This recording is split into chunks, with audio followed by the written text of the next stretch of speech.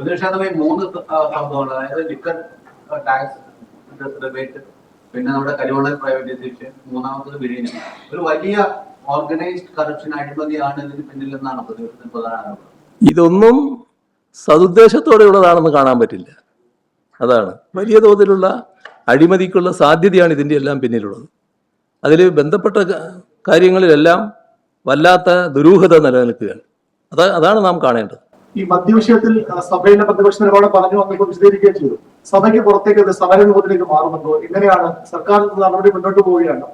ഒക്കെ വ്യക്തിയോട് കണ്ടറിയണം. ഏതായാലും ഇങ്ങനെയാണ് പ്രതിപക്ഷം ഇത് അംഗീകരിക്കാൻ കഴിയില്ല എന്ന് ഇന്നലെ തന്നെ പറഞ്ഞു കഴിഞ്ഞിട്ടുണ്ട്.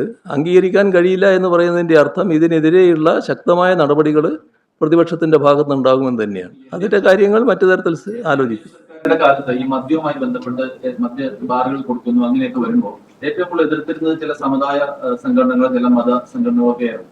പക്ഷെ ഇപ്പോ ഈ ഒരു തീരുമാനം ഇളവ് വന്നപ്പോ വേണ്ടത്ര വീര്യത്തോടെ അവർ എതിർക്കുന്നില്ല എന്ന് തോന്നുന്നു. മദ്യത്തിന്റെ വീര്യം പോലെ എതിർപ്പിന് വീര്യക്കുറവുണ്ടോ എന്നറിയില്ല. ഇവിടെ ഏതായാലും അവരും അവരുടെ ആശങ്ക വ്യക്തമാക്കിയതാണ് ഞാൻ കണ്ടത്.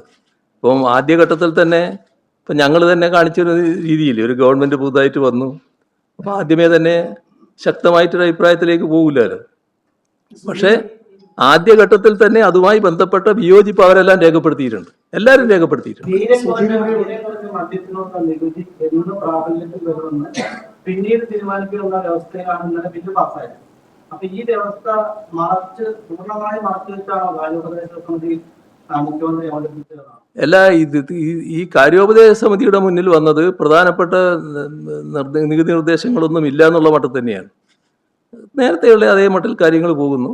പിന്നെ ഒരു ഫൈനാൻസ് ബില്ല് അതിന്റെ ഭാഗമായിട്ട് വരുന്നു എന്നുള്ള മട്ടിലേ വന്നുള്ളൂ. പക്ഷെ നികുതി നിർദ്ദേശത്തിന്റെ കാര്യം പിന്നീടാണ് വരുന്നത്.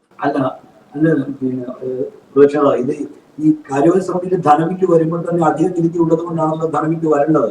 മാത്രമല്ല ഫ്ലോറിൽ ഈ സബ്ജക്ട് കമ്മിറ്റി വേവ് ചെയ്യുന്ന ഇതിനു വേണ്ടി ചട്ടം 142, 143 അനുസരിച്ചുള്ള വേവിങ് കൊടുക്കണമെന്ന് സ്പീക്കർ ഫ്ലോറിൽ പറഞ്ഞു. അപ്പോഴും പ്രതിപക്ഷം ഒന്നും അല്ല. അതായത് നേരത്തെ പറഞ്ഞ ധാരണയില്ലേ, അധിക നികുതി കാര്യങ്ങളൊന്നും ഇല്ല.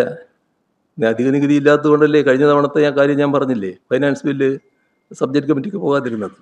അപ്പോൾ അധിക നികുതിയൊന്നും വേറെ മറ്റൊന്നും വരാനില്ല. നേരത്തെ ഉള്ളതിൽ ഞങ്ങൾ വലിയ മാറ്റങ്ങളൊന്നും ഉണ്ടാക്കുന്നില്ല എന്നാണ് ഞങ്ങളെടുത്ത് പറയുന്നത്. അതുമായി ബന്ധപ്പെട്ട് ഞങ്ങൾ യോജിക്കുകയാണ് ചെയ്തത്. അതെ, ആ സമയത്തും ഇത്തരത്തിൽ അല്ലല്ല, ധനവിനിയോഗ ബില്ലിന്റെ കാര്യത്തിൽ ഞങ്ങൾ കൃത്യമായ അഭിപ്രായം രേഖപ്പെടുത്തിയല്ലോ നേരത്തെ തന്നെ.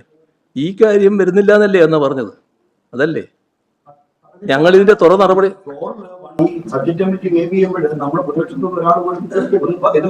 എല്ലാം എതിർക്കാതിരുന്നത് ഈ ധാരണയിലാണ്.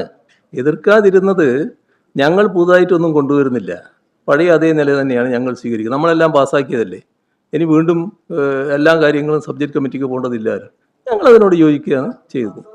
മുഖ്യമന്ത്രിയായിരുന്ന പ്രതിപക്ഷ നേതാവിന് ഇങ്ങനൊരു നികുതി വരുമെന്ന് അറിയാത്തതല്ല എന്നാണ് ഇന്നലെ മുഖ്യമന്ത്രി മറുപടി പറഞ്ഞത്.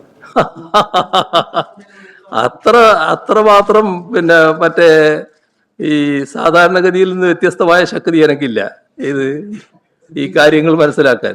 കാരണം ഇങ്ങനെയൊരു ഒളിച്ചു വെച്ച കാര്യം വരാനിടയുണ്ട് എന്ന് മനസ്സിലാക്കാൻ എനിക്ക് കഴിയില്ല. പൂർണ്ണമായിട്ടും സർക്കാരിനെ അന്ധമായി വിശ്വസിക്കുകയാണോ പ്രതിപക്ഷം ചെയ്തത്? സർക്കാരും സർക്കാരിന്റെ തലപ്പത്തിരിക്കുന്ന മുഖ്യമന്ത്രിയും പറയുന്ന കാര്യം ആദ്യമേ തന്നെ അവിശ്വസിക്കേണ്ട കാര്യമില്ലല്ലോ. നമ്മൾ ഓരോന്നും അനുഭവത്തിന്റെ അടിസ്ഥാനത്തിൽ എടുക്കുക. അപ്പോൾ ഇങ്ങനെ പറഞ്ഞപ്പോൾ ഞങ്ങളത് വിശ്വാസത്തിലെടുത്തു എന്നുള്ളതാണ് ശരി. അങ്ങനെ വിശ്വാസത്തിലെടുക്കാൻ പാടില്ലായിരുന്നു എന്ന് നിങ്ങൾ ഇപ്പോൾ പറയുന്നുണ്ടെങ്കിൽ ഇപ്പോഴത്തെ അനുഭവത്തിൽ അത് ശരിയായിരിക്കും. പക്ഷെ ഞങ്ങൾക്ക് അന്നേരം അങ്ങനെ ഒരു തോന്നലില്ല. അതാണ്.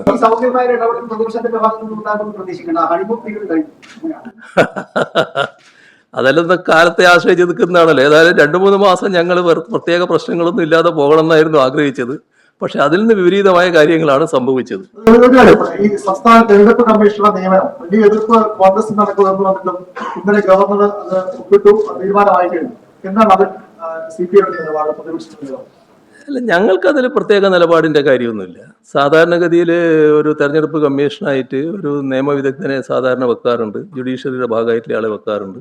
ഞങ്ങളൊരാളെ നിർദ്ദേശിച്ചതായിരുന്നു ജുഡീഷ്യറിയുടെ ഭാഗമായിട്ട് തന്നെയുള്ള. അത് ഗവർണർ പ്രത്യേകമായ കാരണങ്ങളാൽ, എന്താ കാരണം എന്ന് ഒരു തരത്തിലും വ്യക്തമല്ല, തീർത്തും ദുരൂഹമായിട്ട് തന്നെ ആ അനുമതി നിഷേധിക്കുകയാണ് ചെയ്തത്. ഇപ്പോൾ വേറൊരാളെ പറഞ്ഞിരിക്കുന്നു, അത് ഗവൺമെൻറ് പറഞ്ഞിരിക്കുന്നു. അതിനോട് ഞങ്ങൾക്ക് പ്രത്യേക അഭിപ്രായങ്ങളൊന്നുമില്ല. പക്ഷെ അവരുടെ ഇടയിൽ അത് വലിയ പ്രശ്നങ്ങൾ ഉണ്ടാക്കിയിരുന്നു. അതിൻ്റെ കാര്യങ്ങൾ അവരാണ് വ്യക്തമാക്കേണ്ടത്. സംഘപരിവാർ പശ്ചാത്തലമാണ് ആരോപിക്കപ്പെടുന്നത്. അതെ, അത് അവർ വ്യക്തമാക്കേണ്ട കാര്യമാണ്, ഞങ്ങളല്ല വ്യക്തമാക്കേണ്ടത്. ഞങ്ങൾക്കതിൽ പ്രത്യേകമായ നിലപാടില്ല. വിഷയത്തിൽ പ്രതിപക്ഷം എന്തെങ്കിലും ലീഗൽ വഴികൾ തേടുന്നുണ്ട്? അത് പിന്നീട് ആലോചിക്കേണ്ട കാര്യമാണ്. സർക്കാരിൻ്റെ നിലപാട് നോക്കി തീരുമാനിക്കേണ്ട കാര്യമാണ്.